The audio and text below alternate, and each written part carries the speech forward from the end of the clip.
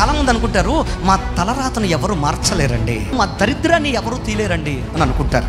ఒక మాట చెప్తాను వినండి. The God who can rewrite our future, hour present, our past. దేవుడు మాత్రమే నీ తలరాతల్ని తిరిగి రాయగలిగినవాడు.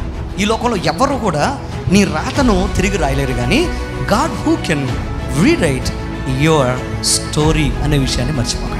ఒక మనిషి తన శక్తితో బలముతో తన జీవితాన్ని తిరిగి రాసుకోలేడు, కానీ దేవుని స్పర్శతో జీవితాలు మారి అద్భుతాలు చూస్తారని పరిశుద్ధ లేఖనం సాక్ష్యమిస్తుంది.